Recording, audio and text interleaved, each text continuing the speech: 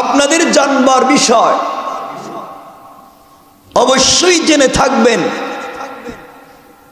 চরিত্রহীন, বেহায়া, নির্লজ্জ,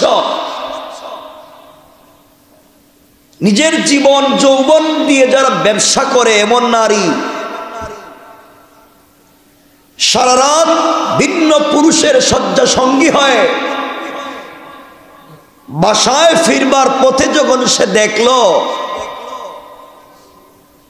একটা কুকুর জিহ্বা বের করে কূপের নিচ থেকে পানি পান করতে চায়, কিন্তু জিহ্বাটা ওই জায়গা পর্যন্ত যায় না।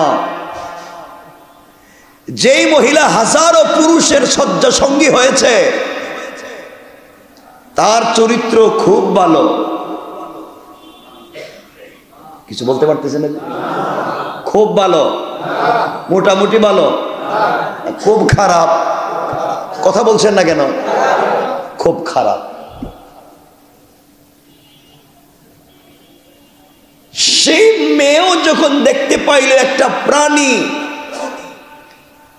পৃথিবীর নিকৃষ্ট সৃষ্টির একটা প্রাণী কুকুর, সে পানি পান করতে পারতেছে না, ওই মহিলা তার পায়ের কেট জুতা খুলে ওড়নায় পেঁচিয়ে কূপ থেকে পানি উঠাইয়া এই কুকুরকে পান করিয়েছে। আল্লাহ তাআলা এর ওসিলায় এই মহিলাকে পুরা জিন্দেগির গুনাহ মাফ করে জান্নাতের ফয়সালা করে দিতে পারেন। আল্লাহ পারেন কি পারেন না? সকলে বলেন, পারেন কি পারেন না?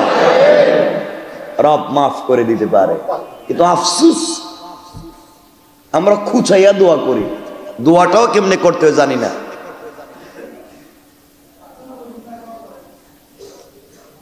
আমরা দোয়া করি, জীবনে কত নেক আমল করছি, আল্লাহ চলার পথে হয়তো বা গুনাহ খাতা হয়ে যেতে পারে, মনে নাই। কি আল্লাহর ওলি, গুনার কথা মনে নাই? পুরা জিন্দেগির 24টা ঘন্টা গুনায় ভরা, আর আমাদের গুনার কথা মনে নাই। কখন কি করছি মনে নাই, মনে নাই। আপনারা কি বলেন? আমরা যা করছি মোটামুটি কিছু মনে নাই। কার কি অন্যায় আছে এটা ভিতরে নাই? আছে না নাই? এলে আপনি বলবেন আমি এটা করছি, এ কথা বলে আপনি আল্লাহর কাছে বলেন।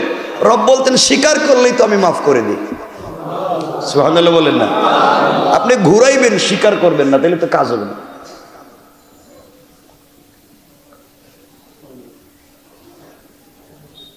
এইভাবে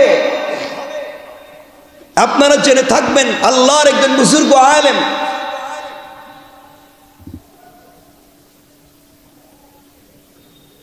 তিনি এক কবরের পাশ দিয়ে যাওয়ার সময়, আপনারা জেনে থাকবেন, সংক্ষেপ করে বলছি, রব যে মাফ করে দেন, তিনি দেখলেন এক কবরে এক মুরব্বীর ভয়ঙ্কর আযাব হচ্ছে। কাশফের মাধ্যমে বুঝতে পারলেন।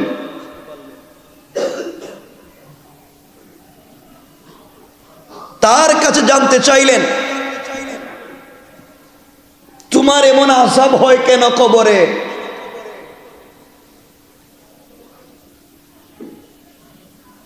মুরব্বী বললেন, জীবনে ভালো আমল তো ঠিক মতো করতে পারিনি,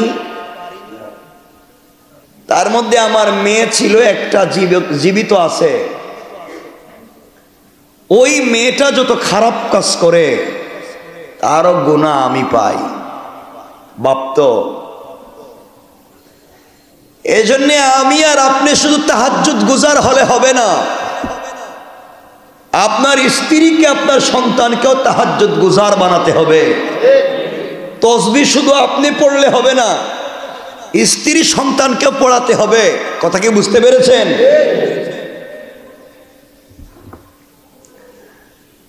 এই মুরব্বী বলছেন, বাবা আমি অমুক গ্রামে আমার বাড়ি,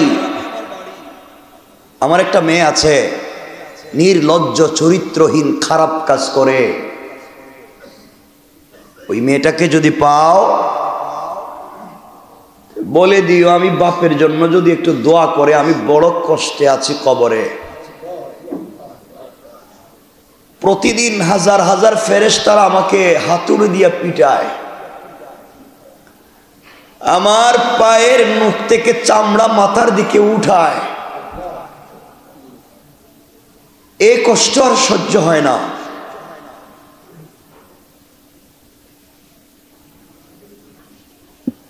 তিনি বললেন ঠিক আছে। যাওয়ার পথে ঠিকানা মতে মহিলার এই বৃদ্ধের বাড়ির কাছে গিয়ে দেখলেন একটা পুকুর মধ্যে একটা যুবতী মেয়ে গোসল করে। জিজ্ঞাসা করলেন, মা, এই নামে কাউকে চিনো? মেয়েটা বলছে, তিনি তো আমার বাবা ছিলেন, মরে গিয়েছেন। মেয়েটাকে বললেন, তোমার বাবা কবরে বড় কষ্টে আছেন, তার জন্য তুমি কিছু দান খয়রাত করো, সাদাকা করো, দোয়া কইরো। মেয়েটার চরিত্র খুব ভালো, মোটামুটি ভালো না খুব খারাপ? মেয়েটা তুচ্ছ তাচ্ছিল্যের সুরে গোসল করা অবস্থায় এক ফোঁটা পানি হাতের তালুতে নিয়া আল্লাহর ওলির দিকে নিক্ষেপ করে বলছে, এই যে দিলাম, যাও। যে লোকটা মরে গেছে তার আমার এত চিন্তা কি? আমি তার জন্য দান খয়রাত সাদকা করতে পারবো না, আমারই সময় নাই। এই বলে এই পানিটুকুন এই আল্লাহর ওলির চেহারার দিকে ফিকে মারলো, নিক্ষেপ করলো। আল্লাহর ওলি চলে গেলেন। কিছুদিন পরে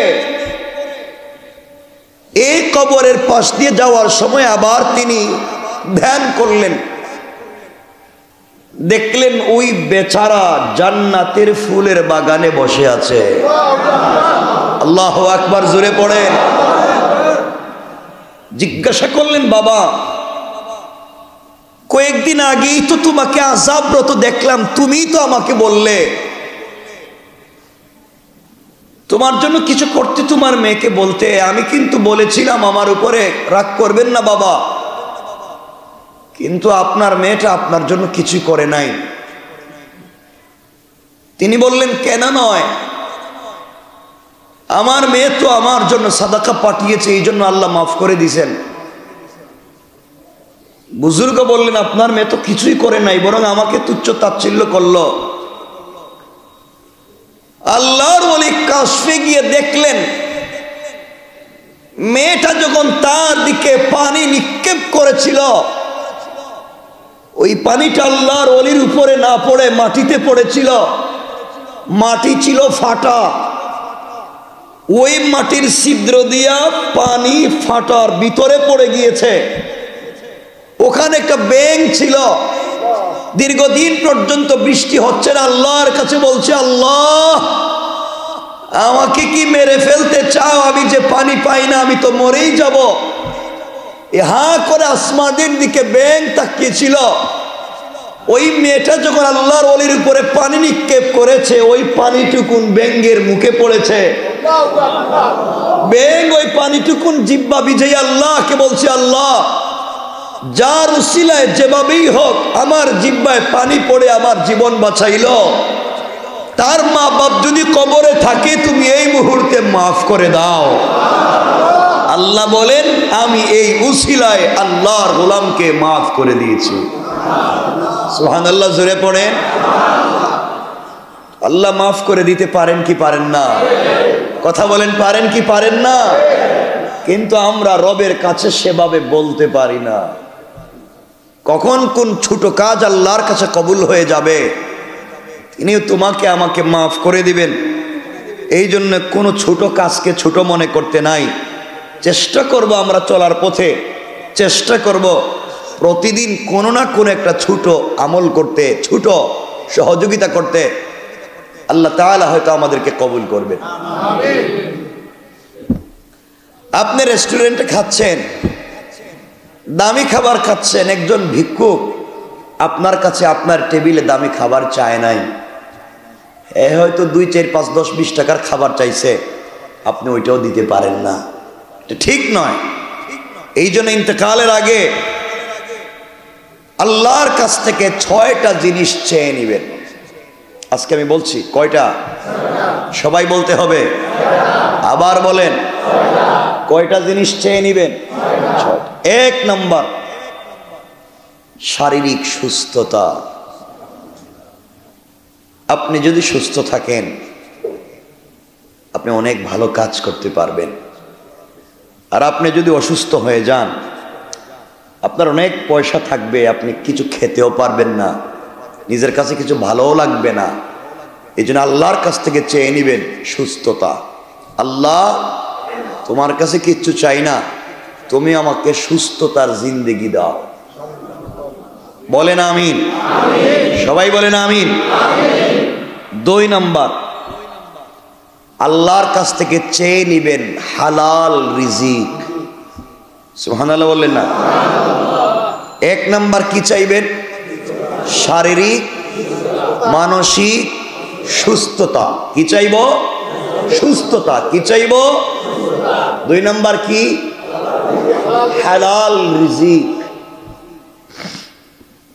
কারণ আপনার শরীর দেহ মন যদি সুস্থ হয় আর রিজিক যদি হালাল হয়, আপনি হাত উঠালেই দোয়া কবুল। সুবহানাল্লাহ বলেন। 3 নম্বর চেয়ে নিবেন নিরাপদ বাসস্থান। বাসস্থান যদি নিরাপদ হয়, থাকবার জায়গা যদি নিরাপদ হয়, ইবাদত নিরিবিলি নিরাপদ হয়। ঠিক কিনা? এই জন্য 3 নম্বরে চেয়ে নিবেন কি? নিরাপদ বাসস্থান। 4 নম্বর আল্লাহর কাছে চেয়ে নিবেন নেককার স্ত্রী। সুবহানাল্লাহ বললেন না? একজন স্ত্রী পারে একজন খারাপ স্বামীকে ভালো বানাতে, আর একজন স্ত্রী পারে একজন ভালো স্বামীকে খারাপ বানাতে। সুতরাং আল্লাহর কাছে চেয়ে নিবেন নেককার স্ত্রী। স্ত্রী যদি নেককার হয়, রব বলেছেন এই ঘরটা জান্নাতুল ফিরদাউসের একটা টুকরা হয়ে যায়। সুবহানাল্লাহ একটু জোরে বলা লাগে। কেমন স্ত্রী? সবাই বলেন না কেন? পয়সাওয়ালা, টাকাওয়ালা, খুব স্মার্ট, ও বংশওয়ালা, নেককার? সবাই বলেন। আপনি না খাইলেও শান্তি পাইবেন, ঘর না থাকলেও শান্তি পাইবেন, কিছু ঠিক মতো না দিতে পারলেও শান্তি পাইবেন, খুব চাহিদা থাকবে না, খুব বেশি কিছু থাকবে না। নেককার স্ত্রী যদি হয়ে যায়, ঘরটা খাদিজার মতো, আয়েশার মতো, ফাতেমার মতো, সাফিয়ার মতো বানিয়ে দিবেন কে? এরপরে আপনারা চেয়ে নিবেন নেককার সন্তান। কি চেয়ে নিবেন? সন্তান যদি নেককার হয়, আপনি জান্নাতের কাছাকাছি আছেন। আর সন্তান যদি বদকার হয়, আর আপনি যদি কাবাগরের ইমামও হন, আপনি জান্নাতের কাছাকাছি না, এখনো জাহান্নামের কাছাকাছি আছেন। কারণ এই সন্তান হয়তো আপনার বুকে পা দিয়া আপনাকে নিয়ে জাহান্নামে যাবে। কথা বুঝতে পেরেছেন? অনেকগুলা বললাম। আল্লাহর কাছে শেষ চেয়ে নিবেন ঈমানের সাথে মৃত্যু। আল্লাহু আকবার বললেন না? কিসের সাথে মৃত্যু? আপনি সারা জীবন বুজুর্গের মতো ছিলেন, তাহাজ্জুদওয়ালা বুজুর্গ, তসবিওয়ালা, লম্বা ফাগড়ি, জুব্বা, পাঞ্জাবির অভাব নাই, মরার সময় ঈমান নাই। কোন লাভ হয়েছে? কথা বলেন, কোন লাভ হয়েছে? তাহলে চেয়ে নিবেন ঈমানের সাথে মৃত্যু। আল্লাহ আমাদেরকে কবুল করুন। জোরে পড়েন আমিন। 1 নম্বর শারীরিক সুস্থতা, 2 নম্বর হালাল রিজিক, 3 নম্বর নিরাপদ বাসস্থান, 4 নম্বর নেককার স্ত্রী, 5 নম্বর নেককার সন্তান, 6 নম্বর ঈমানের সাথে মৃত্যু। আল্লাহ, সবাই জুড়ে বলেন আল্লাহ, তুমি আমাদেরকে শারীরিক সুস্থতা দেও, হালাল রিজিক দেও, নিরাপদ বাসস্থান দেও, নেককার স্ত্রী দেও, নেককার সন্তান দেও। আমাদের মৃত্যুর সময় ঈমান দেও। জোরে আওয়াজ করে পড়েন আমিন। আমাদের লাইফ কামিয়াব হয়ে যাবে। এই নেককার বান্দা যদি আমরা নেককার হয়ে যাই, তাহলে আল্লাহ তাআলা বলছেন এই গোলাম যদি পৃথিবীতে বেঁচে থাকে, যেই গোলাম আমাকে চিনে, পুরা পৃথিবী যদি খারাপ হয়ে যায়, আমি এমন এক বান্দার মাধ্যমেই এই পৃথিবীকে আটকায়া রেখে দেব। সুবহানাল্লাহ পড়েন। সুতরাং রাসূল পাক সাল্লাল্লাহু আলাইহি ওয়াসাল্লাম ছিলেন এই পৃথিবীর শ্রেষ্ঠ চরিত্রবান মহামানব, ঠিক কিনা? আমরা হইতে পারলাম না।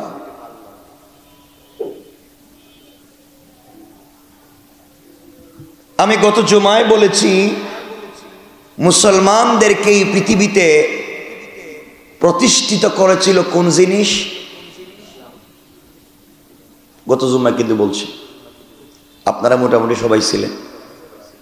হ্যাঁ, একতা। এই পৃথিবীতে মুসলমানদেরকে এত এত এত এত এত জিনিস দিয়েছে, একমাত্র একতা। কোন জিনিস?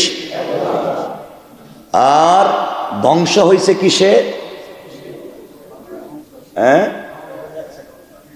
বলেন, ইহুদিদের বুদ্ধিভিত্তিক ষড়যন্ত্র। এক কথায় মুসলমানদের একতা আবু বকরের জিন্দেগিতেও ছিল, ওমরের জিন্দেগিতেও ছিল, উসমানের জিন্দেগিতে এসে উসমানের শাহাদতের মধ্য দিয়ে 35 হিজরি 18 জিলহজ ওই দিন ওসমান, লম্বা আমি কত সময় বলতে চেয়েছিলাম আর বলিনি, আজও বলার সুযোগ নাই। ওই উসমানের শাহাদতের মধ্য দিয়ে মুসলমানদের একতা ধ্বংস হয়ে গিয়েছে। কারণ মুসলমানদের একতা ধ্বংস করেছিল কারা? মুসলিম পরিচয় দিয়া, লম্বা জুব্বা, লম্বা দাড়ি, লম্বা তসবিহ নিয়া মসজিদে নববীতে ইবাদত করেছিল যারা ষড়যন্ত্রকারী ছিল। তাদের দল নেতার নাম কি? নাম কি? গত জুমায় বলছি, আব্দুল্লাহ ইবনে সাবা, যাদেরকে বলা হয় সাবাই। সে ষড়যন্ত্র করে উসমানকে যেদিন শহীদ করলো, ওই দিন থেকে মুসলমানদের ঐক্য নষ্ট হয়েছে। আজও মুসলমানরা ঐক্য করতে পারে নাই। ওসমান যেদিন শহীদ হয়েছেন, এর 1 মাসের ভিতরে এই সাবাই ইহুদিদের ষড়যন্ত্রের কারণে 95,000 মুসলমান একজন আর একজনকে মারছেন। কয় হাজার? 95,000 মুসলমান একজন আর একজনকে মানছেন। এমনকি এর মধ্যে হজরতে তলহাও ছিলেন, হজরতে জুবায়েরও ছিলেন। এমন বড় বড় সাহাবী একজন আর একজনকে শহীদ করছেন। এমন ষড়যন্ত্র লাগাইয়া দিল, হজরতে আলী এবং আয়েশার মধ্যে যুদ্ধ হলো, যার নাম যুদ্ধে জামাল, জঙ্গে জামাল, কুষ্টির যুদ্ধ। এই যুদ্ধ শেষ হতে না হতেই হজরতে উসমানের শাহাদতের সময় হজরতে আলীর 2 ছেলে হাসান এবং হুসাইন ছিলেন উসমানের দরজার পাহারাদার। কোনোভাবে যেন উসমানকে শহীদ করা না যায়। আর এই ইহুদিরা মুসলিম পরিচয় দিয়া উসমানের পুরো বাড়ি ব্যারিকেড দিয়েছে 40 দিন, পানি পর্যন্ত খাইতে দেয় নাই। ইতিহাসে আজকে যাচ্ছি না। সকল জওয়ান সাহাবায়ে কেরাম উসমানের বাড়ির প্রথম গেট পাহারাদারি করলেন। 40 দিন পরে এই ইহুদি মুসলিম পরিচয় দিয়া, দাড়ি রেখে, লম্বা জুব্বা পরে, তসবিহ হাতে নিয়া উসমানের বাড়ির প্রথম ফটক দিয়া না ঢুকে, বিল্ডিং এর পিছন দিয়ে ঢুকে উসমান কোরআন তেলাওয়াত করতেছিলেন সূরা বাকারা, যেটা আমি গত জুমায় পড়েছি। এই আয়াত পড়তেছিলেন, আয়াত তিলাওয়াতরত অবস্থায় তরবারি দিয়ে আঘাত করেছে, উসমানের শরীর থেকে মাথাটা আলাদা হয়ে গিয়েছে, রক্ত ফিনকি দিয়ে কোরআন ভিজে গিয়েছে। সাথে সাথে ইহুদিরা চিন্তা করলো, এই মুহূর্তেই যদি এখন শক্তিশালী কেউ খলিফা হয়ে যায়, তাহলে প্রথম বিচারই হবে উসমানের হত্যাকারীর। উসমানের হত্যাকারীর যদি বিচার হয়, আমরা একটাও বাঁচব না। সবাই মিলে গভীর রাত্রে অস্ত্র শস্ত্র নিয়ে আলীর বাসায় গিয়া বলছে, আলী তুমি আজকের থেকে খলিফা, না মানলে তোমারে মাইরা ফেলবো। কথা বুঝতে পেরেছেন? এদিকে মক্কায় খবর পাঠিয়ে দিচ্ছে, মক্কায় ছিলেন হজরতে তলহা এবং জুবাইর ছিলেন মদিনায়, হজরতে আয়েশা ছিলেন তখন মক্কায় হজে, 18 জিলহজ হজে ছিলেন। তিনি যখন খবর পাইলেন উসমান শহীদ হয়েছেন আর খিলাফতের দায়িত্ব আলী নিতেছেন, আলী আয়েশার কি মেয়ের জামাই, আলী আয়েশার কি মেয়ের জামাই। তিনি বললেন, আলী কেন ক্ষমতা নিতে গেল? আগে তো উসমান শহীদের বিচার হবে। কিন্তু আসলে তিনি জানেন না আলীকে কেমনে বাধ্য করে ক্ষমতা দিতে হয়েছে। আলীও চিন্তা করলেন, এই মুহূর্তে যদি আমি ক্ষমতা না নেই, তাহলে ইহুদি ষড়যন্ত্রকারীরা যদি মদিনার মসনদে বসে যায়, একজনকেও জিন্দা রাখবে না। আলী চিন্তা করলেন, আমি যদি ক্ষমতায় বসে ঠিক মতো যদি ক্ষমতার মসনদকে শক্তিশালী করতে পারি, তাইলে সব হত্যার বিচার করা যাবে। ঠিক কিনা বলেন? কিন্তু এদিকে কিছু লোক গিয়া আয়েশাকে বুঝালো, আমরা আপনার সাথে আছি, আলীর হাতে বায়াত নিব না যতক্ষণ উসমান হত্যার বিচার না হবে। একদল আলীকে বলছে, উসমান হত্যার বিচার এখন চলবে না, আগে আপনি খলিফা হন। এখান থেকে কিছু লোক আয়েশাকে গিয়ে বলছে, আলীকে মানি না, আগে বিচার চাই। দেখছেন নি ষড়যন্ত্র? আপনারা বুঝেন নাই মনে হয়। হযরতে আয়েশা বললেন, আমিও বিচার চাই। কারা হত্যা করেছে? উসমানকে খবর পাইলেন বসরা এবং কুফার লোক মিলে ষড়যন্ত্র করে। আয়েশা বললেন, আমি বসরা এবং কুফায় যাব, এদের বিরুদ্ধে যুদ্ধ করে আমি উসমান হত্যার বদলা নিব। তলহা এবং জুবাইর মক্কা থেকে বলেন, আমরাও আছি। হযরতে আলী মদিনার থেকে দেখলেন, হযরতে আয়েশা যদি এই মুহূর্তে বসরায় যান, মহিলা মানুষ, আমার মা, তিনি তো সহজ সরল, কিছু বুঝেন না। ইহুদিরা ষড়যন্ত্র করে তাকে যুদ্ধে নামাইয়া দিবে, আমাদের তো যুদ্ধ আরেকটা বেঁধেই যাবে। তিনি চিন্তা করলেন, আমি যদি বসরায় যেতে পারি, তাহলে মাকে বুঝাবো, মা এটা ঠিক না, ওরা ষড়যন্ত্র করতেছে, ওরাই উসমান রে মারছে, যারা আপনারে বুঝাইতেছে, যারা আপনারে বুঝাইয়া যুদ্ধ আনছে, ওরাই আমার ক্ষমতায় বসাইছে। কথা বলেন না কেন? ষড়যন্ত্র বুঝতেছেন নি কেমনে হয়, বলা কঠিন। তিনিও মদিনার থেকে বের হলেন বসরার দিকে। এদিকে শামে খবর পাইলেন হযরত মুআবিয়া, তিনিও সিরিয়ায় গিয়ে হযরতে আয়েশার সঙ্গে কথা বলছেন, মা, আমরা কিচ্ছু চাই না, উসমান হত্যার বদলা চাই। কারণ উসমানের মতো নিরীহ সাধারণ ভদ্রলোক, এই লোকটাকে যারা মারছে, এদের বিচার আগে চাই। রাসূলের 2 মেয়ের জামাই, যাকে দেখলে আল্লাহ লজ্জা পায়, যাকে ফেরেশতারা সালাম দেয়, যার চেহারা দেখে আল্লাহ মুস্কি হাসে, এর বিচার চাই। ঠিক কিনা বলেন? সবাই একত্রিত হলেন, আলীও গেলেন। আলী তো বুদ্ধিমান, আলী গিয়ে বুঝালেন, মা, এই মুহূর্তে যদি আমরা যুদ্ধে লেগে যাই, মদিনার মসনদে আরেকজন বসে যাবে, মদিনায় কেউ নাই। সবাই পরামর্শ করলেন। আয়েশা বললেন, শোনো আলী, তুমি আগামীকালকে মদিনায় যাও, যারা উসমানকে হত্যা করেছে তাদেরকে গ্রেফতার করো, ওদেরকে বন্দি করে রাখো, বিচার শুরু হবে। আমরা সকলেই মদিনা এসে তোমার হাতে বায়াত নিয়ে তোমাকে খলিফা ঘোষণা করব। বিষয়টা খারাপ না ভালো? সবাই খুশি হয়ে গেলেন, মা মেয়ের জামাই খুশি হয়ে গেলেন, সবাই ঐক্যবদ্ধ হলেন, নতুন সূর্যের আশা করলেন, রক্তপাত হবে না, সব ষড়যন্ত্রকারীদের বিচার হবে, ইসলাম মসনদে বসবে, ইহুদি ষড়যন্ত্রকারী সবাই শয়তানেরা বুঝবে। রাত্র যখন গভীর হলো, ষড়যন্ত্রকারীরা বুঝলো সকাল হইলেই আলী যদি মদিনায় যায় সবরে গ্রেফতার করব, আর সব যদি বসরা কুফা থেকে মদিনায় যায় তাহলে সবাই আলীকে মানব, তাইলে তো আর এদের বিরুদ্ধে ফাটল ধরাইতে পারলাম না। কথা বুঝতেছেন? গভীর রাত্রে এই সাবাই গ্রুপের শয়তানেরা, যারা বাহিরে বাহিরে মুসলমান, ভিতরে ভিতরে ইহুদি, তারা অতর্কিতভাবে হযরতে আয়েশার তাঁবুর মধ্যে আক্রমণ করে ঘোষণা করলো, আয়েশা, যারা ঢিল মারছি আমরা আলীর লোক। নাউজুবিল্লাহ বললেন না? আলী কই? আলী তো ঘুমায় রয়েছেন তাঁবুতে।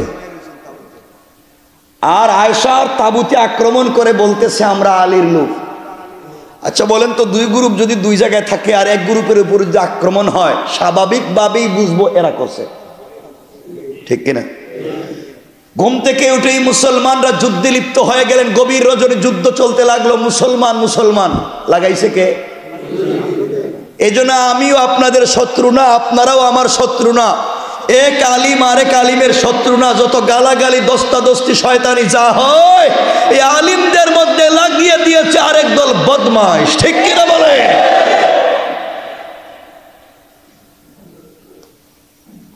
লম্বা যুদ্ধে হযরত আলী দেখলেন তলহার মতো সাহাবী শহীদ, জুবায়ের যার কপালে রাসূল চুম্বন করেছেন, কুলে নিয়েছেন, তিনিও শহীদ। হযরত আলী দেখলেন যতক্ষণ পর্যন্ত আয়েশা উটের পিঠে থেকে যুদ্ধ পরিচালনা করবেন, সবাই যুদ্ধ করবে। আলী কৌশল করে একটা তীর মারলেন আম্মা জান আয়েশার উটের পায়ে, যেন উটটা পড়ে যায়।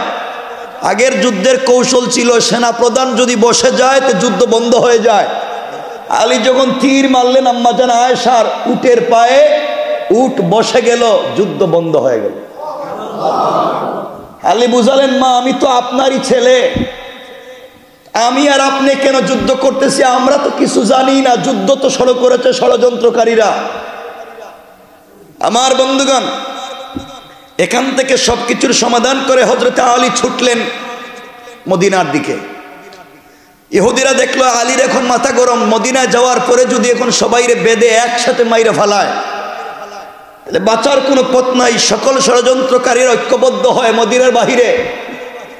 আলীকে বুঝাতে চাইল, আলী আমরা দেখে এসেছি হযরত মুয়াবিয়া তোমার বিরুদ্ধে যুদ্ধ করার জন্য আসতেছেন, এবং কতগুলা সিটি তারা বানাইয়া লেখছে যে এই সিটিগুলা মুয়াবিয়া দিয়েছেন তোমাকে হত্যা করবেন, অথচ মুয়াবিয়া নিজেও জানে না, তারাই সিটি লিখে ছাড়ে দিচ্ছে। কেমন ষড়যন্ত্র! আলী যখন দেখলেন একটা দুইটা নয় 10টা 20টা চিঠিগুলা নিলেন কুফার থেকে। এই কুফার থেকেই সব ষড়যন্ত্র শুরু হয়। চিঠিগুলা হাতে নিয়ে তিনি চিন্তা করলেন, সত্যি যদি মুয়াবিয়া এটা করেন তাহলে শামের গভর্নরের পদ থেকে কেটে দেই। হযরত মুয়াবিয়াকে চিন্তা করলেন, যদি গভর্নর বাদ হয়ে যায় তাইলে কমপক্ষে এটা করবে না, একটু ঠান্ডা মাথা হয়ে গেলে সব ঠিক করে নেব। মুয়াবিয়াকে যখন গভর্নরের পদ থেকে আলী বাদ দিলেন, এই ইহুদি ষড়যন্ত্রকারীরা মুয়াবিয়াকে গিয়ে বলতে, দেখছনি আলী এখন তোমারে মারার জন্য আইতেছে, এজন্য তোমার গভর্নরের পদ নিছে। দেখছেননি ষড়যন্ত্র? মুয়াবিয়া বললেন, ঠিক আছে তাহলে আমি যুদ্ধের জন্য প্রস্তুত।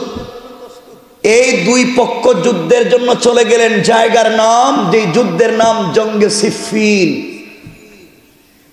এই যুদ্ধে 70,000-এর মতো মুসলমান শহীদ হয়েছে। কে কারে মারছে? কে কারে মারছে? কারা করছে? ওসমান শহীদ হওয়ার থেকে আজকেই পর্যন্ত ফাটল চলে আসতেছে। এই ইতিহাস বললে তো আপনারা পাগল হয়ে যাবেন যদি পুরোটা বলতে যাই।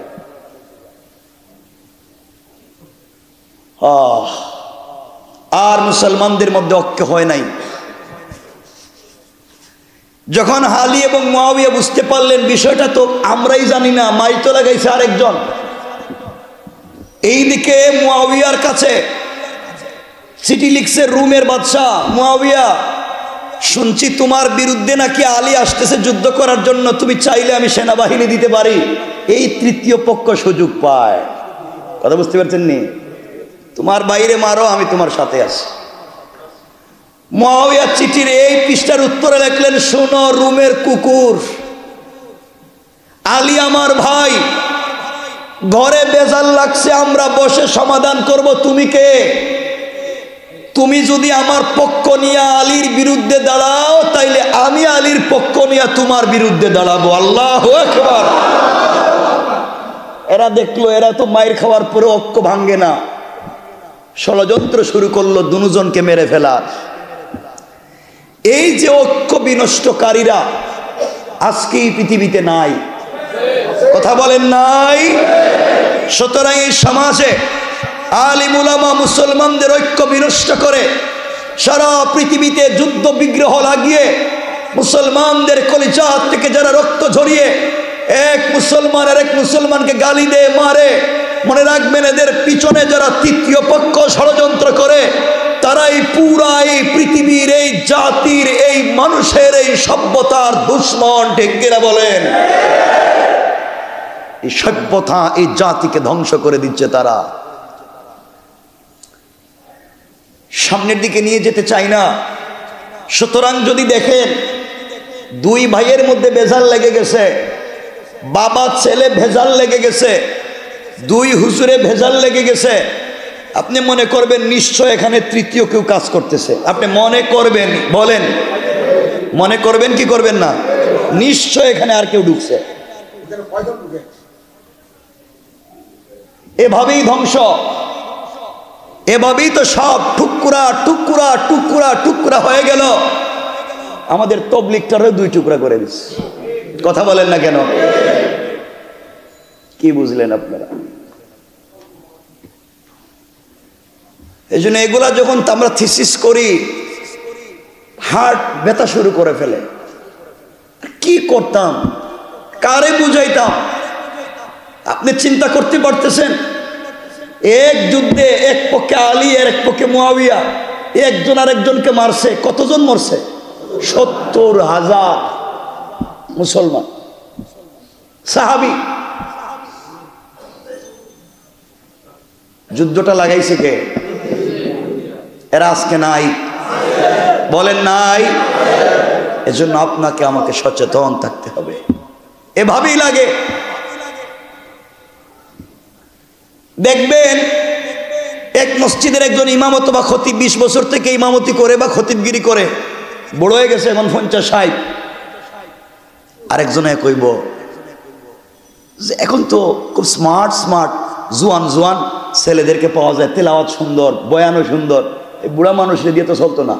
5-7 জন 10 জন 20 জন রে দিয়া একটা গ্রুপ বানায় ফেলাইলো না, এরে চলতো না। আমরা আরেকজন আইনা নেই। যেই লোকটার জীবনের 30 বছর এখানে ব্যয় করলো, এখন বুড়া হয়ে গেছে, তার মূল্যায়ন নাই। তার যৌবন তো তোমাদেরকে দিয়েছে, ঠিক কিনা বলেন? এখানেও ষড়যন্ত্র করে তৃতীয় পক্ষ। এইভাবেই আমাদের ঐক্য নষ্ট হয়।